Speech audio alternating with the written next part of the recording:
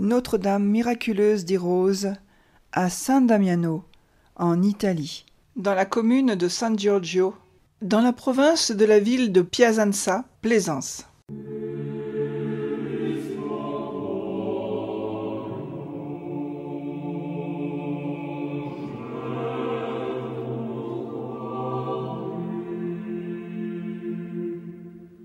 Mama Rosa, sa famille, sa jeunesse, sa maladie et sa guérison. L'histoire de Mama Rosa est celle d'une famille de 7 enfants, dont 3 moururent en bas âge. 4 filles devinrent adultes, Pierina, Anna, Rosa et Giuseppina. L'année même de la naissance de Rosa, qui est née le 26 janvier 1909, Federico, son père, fut amputé d'une jambe. Il mourut 2 ans plus tard d'une pneumonie. La veuve de Federico, à son retour du cimetière, se rend à l'église avec ses 4 petites filles. Devant le Saint-Sacrement, elle dit « Jésus, maintenant c'est toi qui vas remplacer mon époux et le père de mes filles.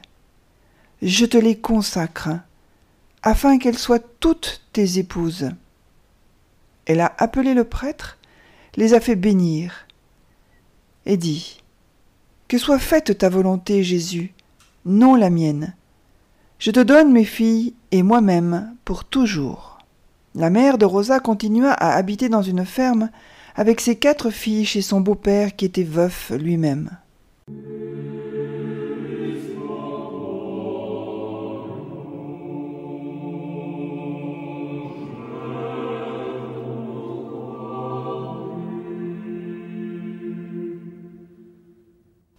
Rosa ne fréquenta l'école que durant 3 hivers. Elle parlait essentiellement le dialecte de la région, le piacentino. Si elle manquait de formation intellectuelle, Rosa n'en avait pas moins l'esprit vif et une bonne mémoire. Elle ne voyait les choses du monde qu'à travers les vérités de la foi qu'elle comprenait d'instinct et d'inspiration. Comme ses sœurs, elle apprit toute jeune à prier. Maman, disait-elle, nous faisait réciter le rosaire tous les jours. Nous avions toujours notre chapelet avec nous. Nous récitions des prières là où nous nous trouvions, durant la journée, notamment le chapelet des anges ou les 7 plaies de Jésus. Les 3 sœurs de Rosa entrèrent au couvent. Pierina devint religieuse du Sacré-Cœur au Brésil. Anna était franciscaine au Sri Lanka. La cadette, Giuseppina, au Carmel de San Colombano di Lucca. Rosa, elle, choisit une autre voie, celle du mariage. En effet, si Rosa aimait profondément le bon Dieu, elle aimait aussi beaucoup les enfants.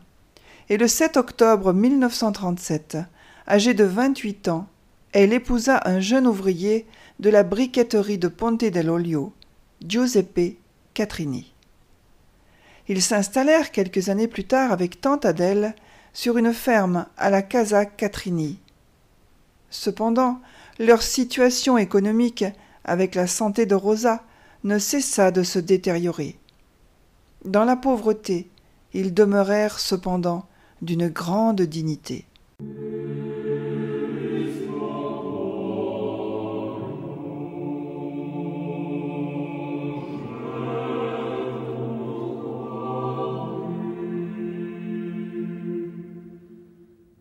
Giuseppe et Rosa eurent 3 enfants.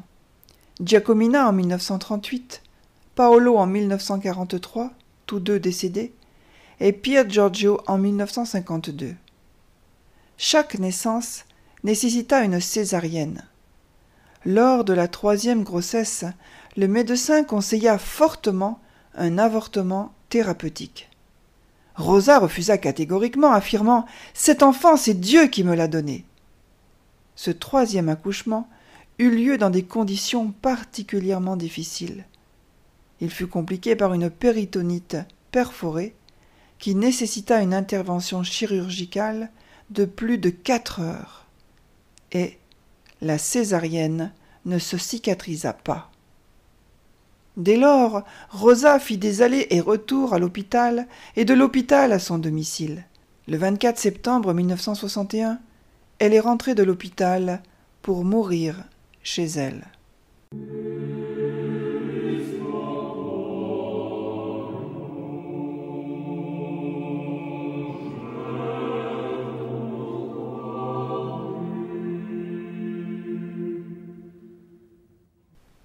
Le père Pelacani, le curé de la paroisse et responsable des groupes de prière de Padre Pio dans le diocèse, est venu lui administrer les derniers sacrements, lorsque, peu avant midi, le 29 septembre, une jeune femme inconnue vint frapper à la porte.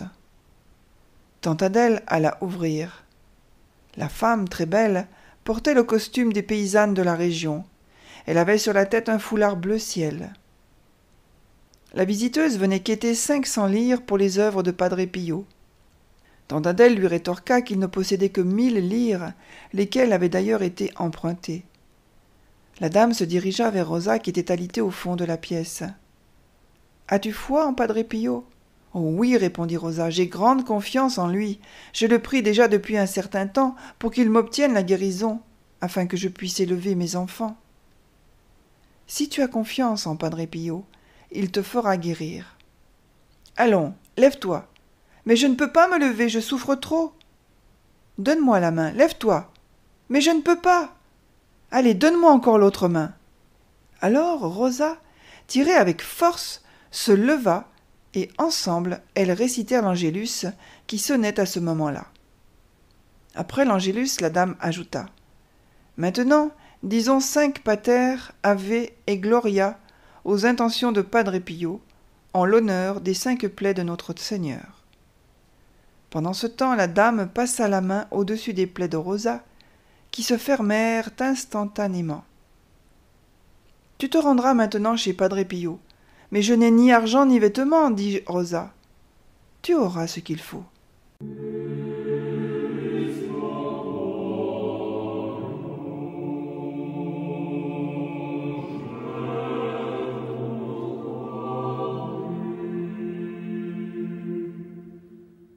Descendant de la chambre à l'étage, tante Adèle a alors donné les 500 lire à la dame. Elle les a prises, l'a beaucoup remerciée, et lui a dit avant de sortir : « Ta nièce a grande confiance en Padre Pio, mais toi, pas assez. » Tante Adèle, voyant Rosa laver la vaisselle, s'exclama : « Mais que fais-tu, Rosa ?» Rosa lui sauta alors au cou et lui dit en l'embrassant : « Tante, je suis guérie !»« C'est la Madone qui est venue en personne. J'aurais dû m'en douter, » conclut avec regret tante Adèle. Pendant ce temps, Giuseppe, le mari de Rosa, était allé cueillir des châtaignes pour assurer aux siens le moyen d'assouvir leur faim, car il devait entrer à l'hôpital le lendemain pour être opéré d'une hernie. À son retour, quelle ne fut pas sa surprise de constater que son épouse était réellement guérie.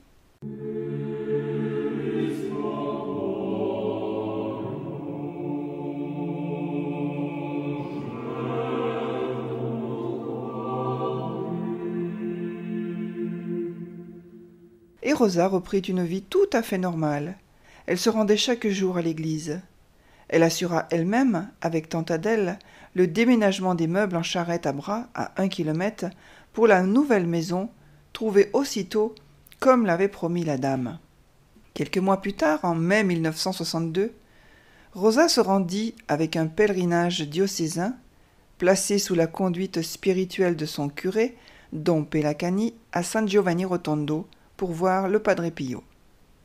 Le matin, tandis qu'elle récitait le chapelet sur le parvis de l'église à San Giovanni Rotondo, elle s'entendit soudain appeler « Rosa, Rosa !» Elle se retourna et vit avec surprise la dame avec son fichu bleu. «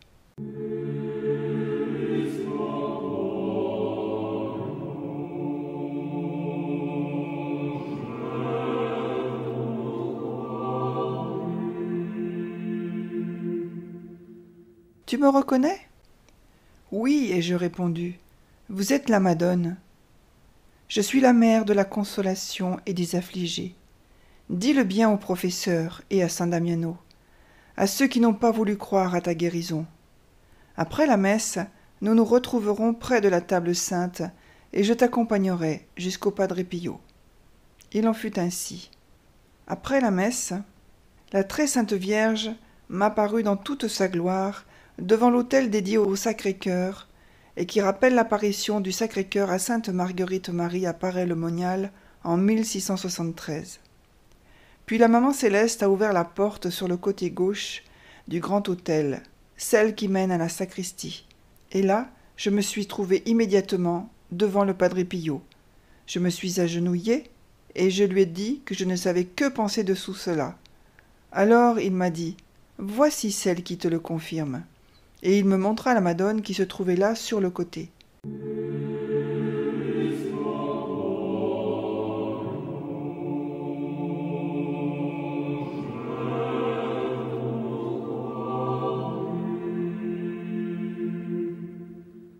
Maintenant rentre chez toi et va à l'hôpital soigner les malades. On imagine la perplexité de Rosa. Elle raconte elle-même cette période.